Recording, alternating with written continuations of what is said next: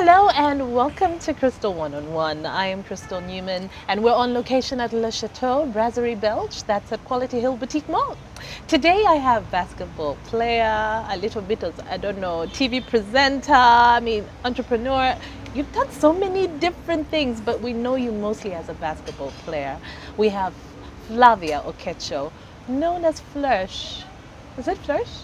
Yeah, it is Flush. There must be Self-named. self-name. I'm just kidding. Just the spelling is self-forged. But the name Uh-huh. I got it when I was a teenager because I was really fast. So they called me Flash. But I Flash. figured I don't want to be like everybody else and be like Flash. So I just added a little bit of spice and made it Flirsh. So But you people know could how our roll their are with tongues those up. R's, the flourish. Flourish. Well, I have friends who call me Fish, so we're good. Welcome to the show. Yeah, thank you you, for taking the Crystal. time. Always amazing to see you. That's nice to Figured see you. if I need to see you, I need to come meet you. So hey, here I am. Here we are. Yeah, here we are. So how are you doing? I'm great. I can't complain. You can't Life is good. complain. Yeah.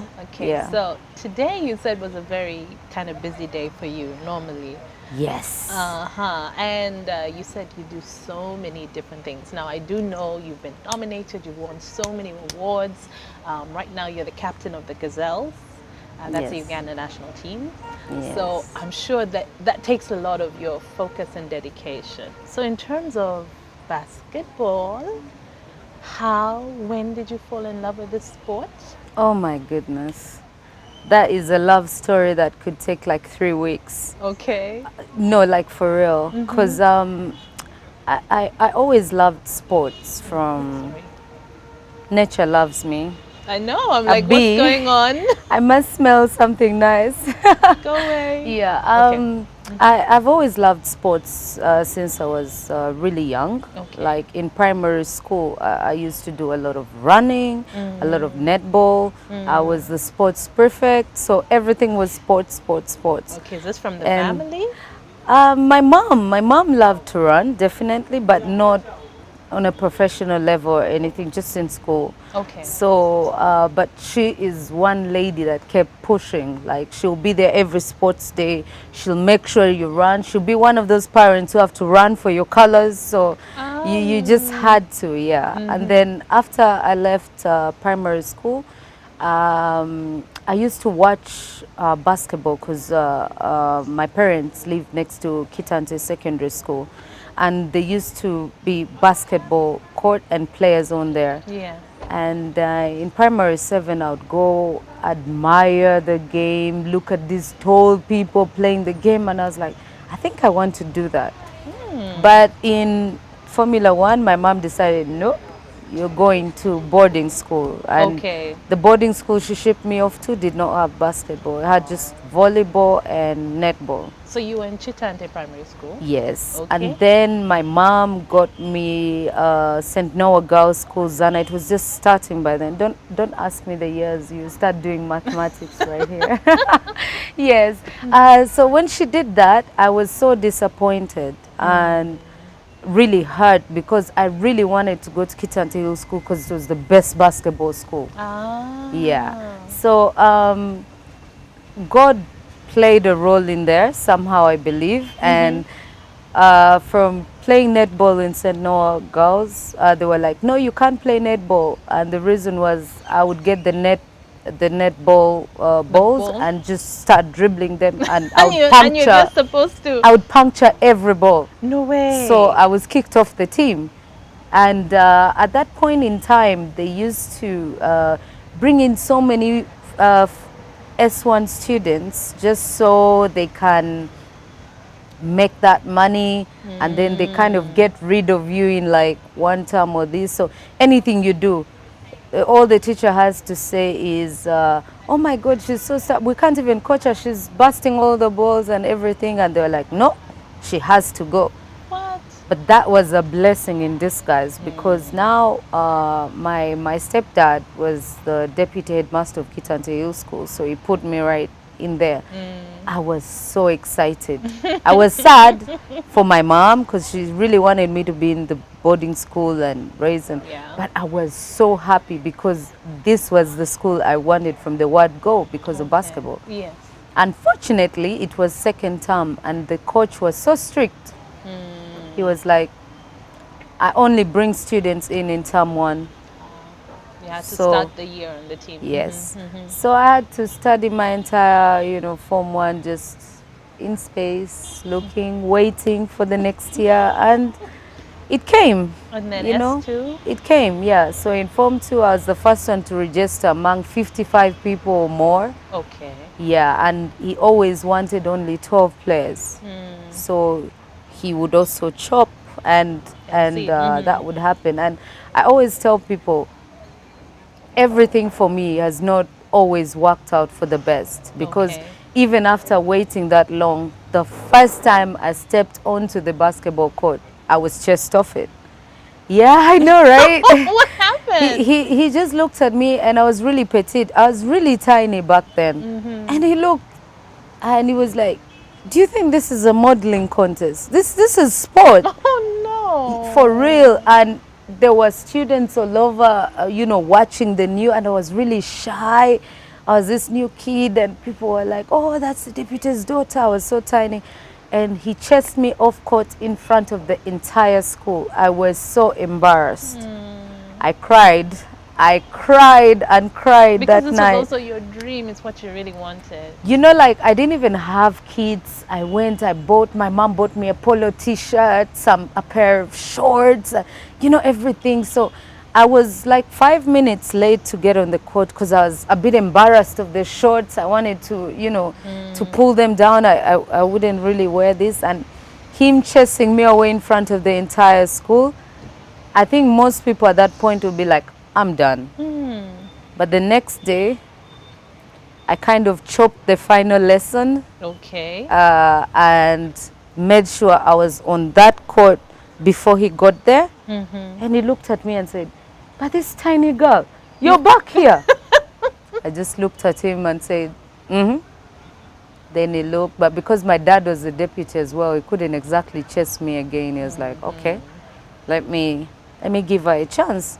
And everything they would tell me to do, I would do. Because when I was in primary 7 and I would come and watch them, I'd still get the ball and try out. Okay. I wouldn't just look at them. So at that point in time, he just told me, you know what, okay, do this. I coach with the rest of the girls. Before you know it, I made it to the 12. I made it to the school team in 2 weeks. In 2 weeks? In 2 weeks. You were on the school team? Yeah. Yeah, so you were little but determined. I was little but very, very, very determined. And he liked that about me. So, of course, there were other older girls who were in Form 6 and all that. They were like, hey, this girl, she wants to like take our positions and things like this. So they would be a bit mean to me. But I was like, I'm not going anywhere. So I'd still play. By the time the tournament came for the school, I was the first sub he would call off to come and substitute the older girls of the team. So that's how it started. And I just progressed from there on. Immediately there, without even further, anything. My club, Ladybugs, the lady, she cited me playing and she got me on board as well. Said at least come on board and train with us. Okay. So you were scouted. Yeah, throughout the years, was. Huh? I was tiny, but they could see the determination. Yeah, you could not even knock me down. Yeah, so they were a bit happy and a bit excited, and I was happy that I'm getting to play the sport that I actually like. I mean, you started really early. Did you see yourself doing something else when you were young, or did you always see yourself going down this path? I mean, were you like active in entertainment or other things? Actually, yeah, drama school. Okay. Drama club. I did a lot of drama. I used to love to act, to sing, to mime, anything that did with entertainment. I know it's crazy. Even now, I love to do karaoke. Yeah, it's part of my pastime. Like, I have as well that part of me. I always thought anything that I feel like doing, I can try it out. Mm. I didn't ever have this and say, I shouldn't do that. Okay. No, I can actually try it out. I remember there was a point, I think I was a first year in uni or just going to join. That's the first time they brought in Tusker Project Fame. I was determined to go for that. To audition. I'm telling you, like, okay, right now, I think, yeah, it was a bit crazy. But at that time, I was going to do it. And then The what happened? only thing that stopped me is when I reached the point, I had not carried my ID. Oh. Yeah. Okay. I had not. So I was like, how did I forget that? Like, and that was it. That's the only thing that stopped me. I'm wondering if that's the season where I was a judge. I know, right? I was on the judging panel. Let me try and I remember. know maybe that was the second season. I don't know, I'm not sure. Yeah, Okay. I just, you know, I almost. So did you think about trying again? Nah. So the moment It passed. yeah, the moment passed. It is just one of those things that I can do this. Let me try and do it. But then I didn't have my ID, and I was like, Did you have it's friends who were alright. like encouraging you or pushing you? Or you Yeah, just- I have a lot of friends. Actually, you know, my husband. That's part of the reason how I met, because he's an artist. Yes, yes. Yeah, we were supposed to do a collabo together years ago. I guess it turned into a different one, and Different yeah, relationship. yeah. 12 years later, we have a daughter and no song. So I don't know what happened there. So But yeah. how did you meet then? Oh my goodness. If you're saying no, okay, That's we that- will get back to that later because that's a juicy story. Yes, right yes, there. it definitely is. But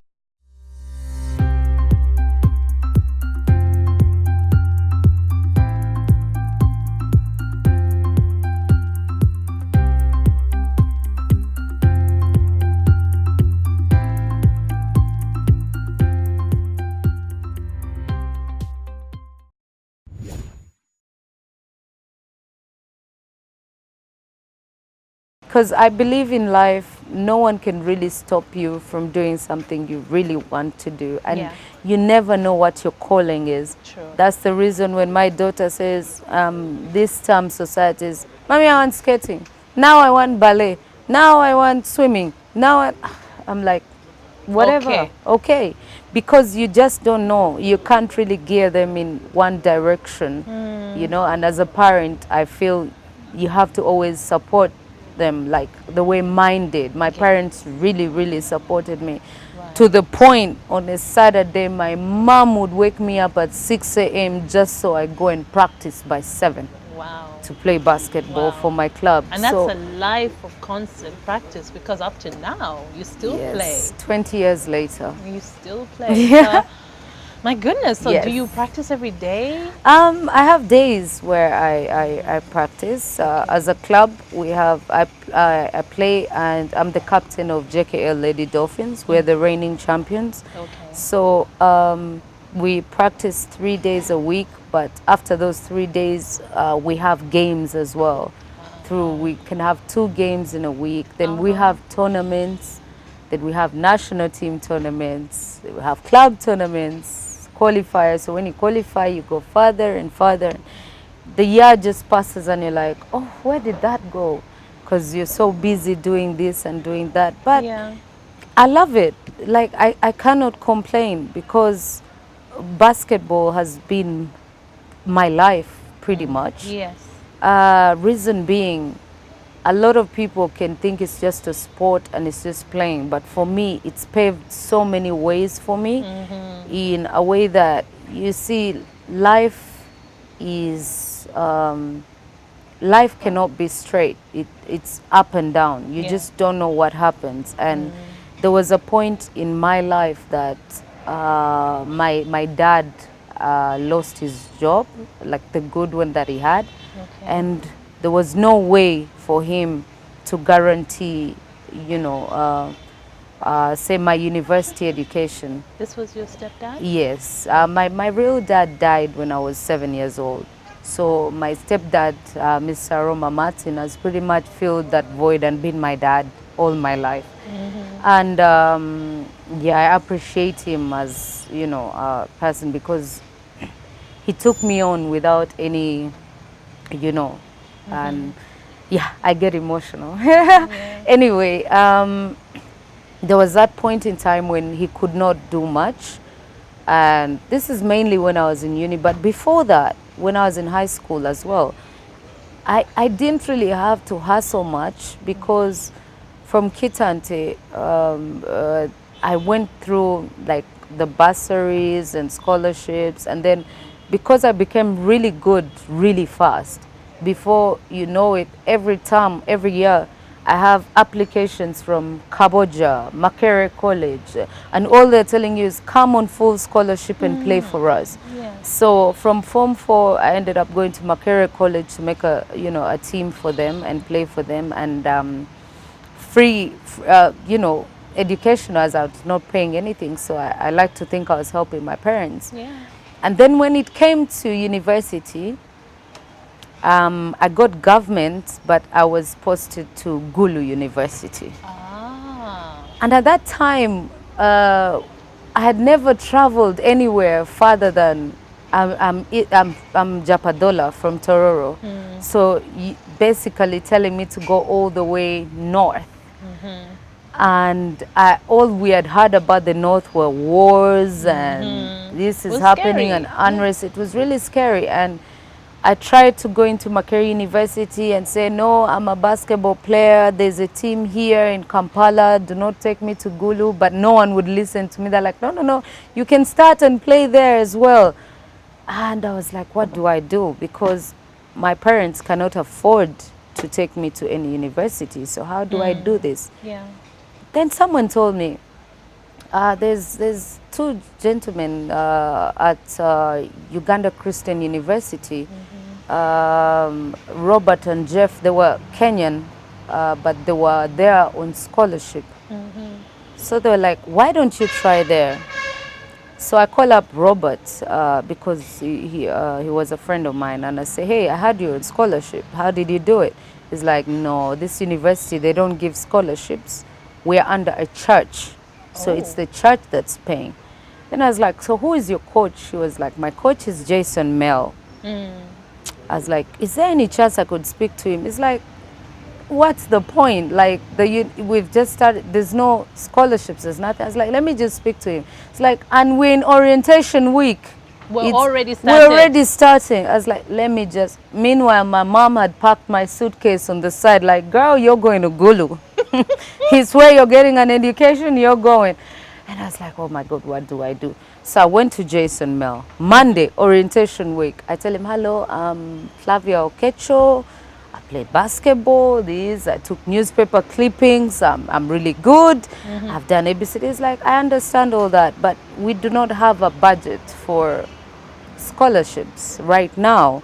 So I was like, yeah, but there's a way, because I've seen you have a somewhat boys team, but you have no girls team. I can make you a girls team, because I have 3 other girls who are here. They have no university yet. They're from Kenya. That was Lorraine, Celia, and Brenda. Okay. We could start up a team. And one of my teammates, Francis, who was playing in Ladybugs with me, was already at the university as a 3rd year. Okay. So it's like, that's 5. He said, I don't really know if that's possible. I told him, wait. I went and I looked for an internet cafe. I sat down and I wrote a proposal to the chancellor. Okay. Proposal, this is what I propose. There's a lot of publicity in the team. You know, the university is not getting any this and this and this. And I took it back to Jason. He looked at me and said, but this girl, you're so persistent. Like, I was like, yes, I am, because I know the good it can bring. And I know we can make a really good team.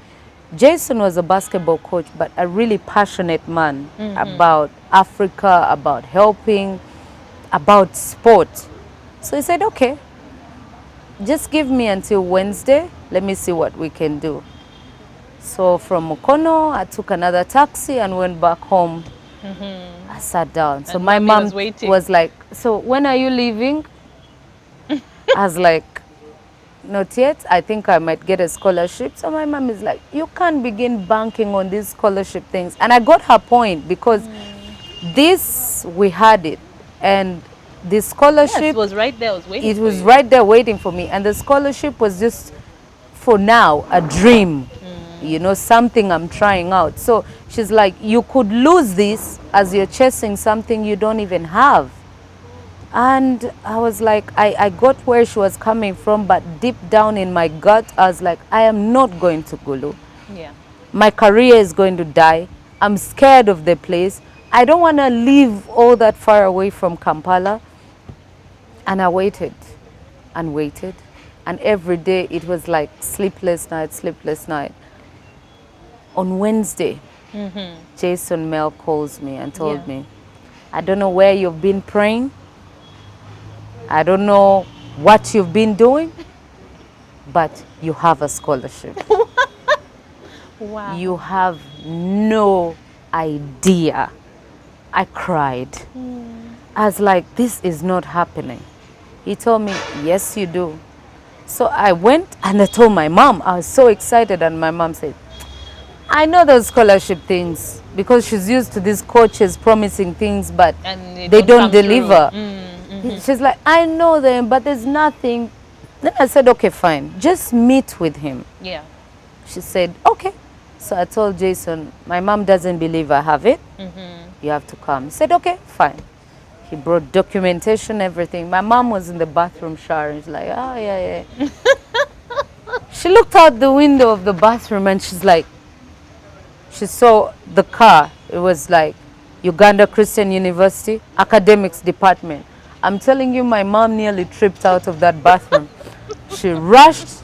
If she could have, she would have put on a gomez just for the occasion. She dressed up so fast, seeing, did I mention Jason Mel was white?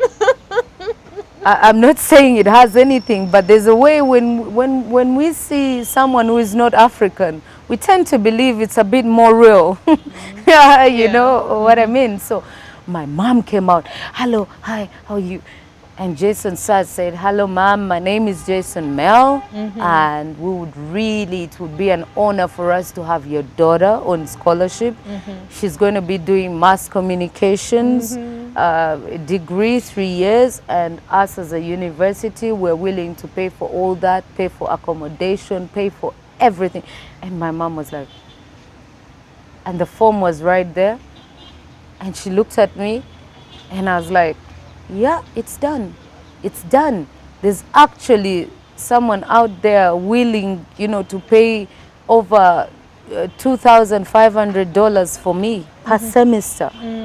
You know, because by then they didn't really have a sports budget. Yes. So it was up to Jason to look for money from the churches in the US to pay for our scholarships, us the 4 girls. Okay.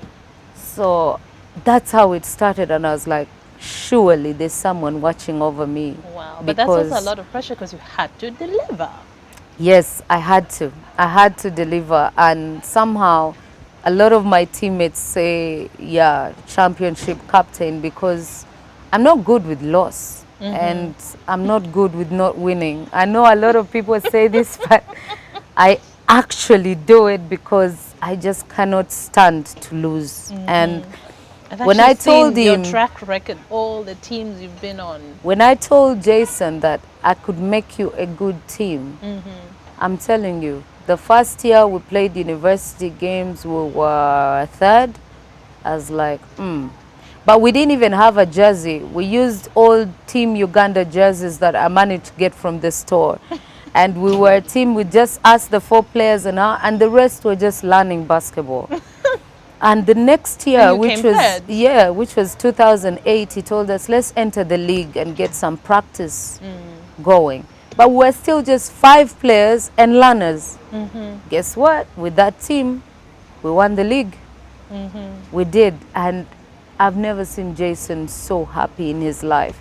But that is how the UCU, you know, dynasty started until now. I mean, I moved to teams, I moved to KCCA, and now I'm in JKL Dolphins, and they're still my biggest rivals. And I'm so happy about that as well, because it's where I came from. It's something that I started that has come up to be something really huge. And it's one of those success stories that also changed my life.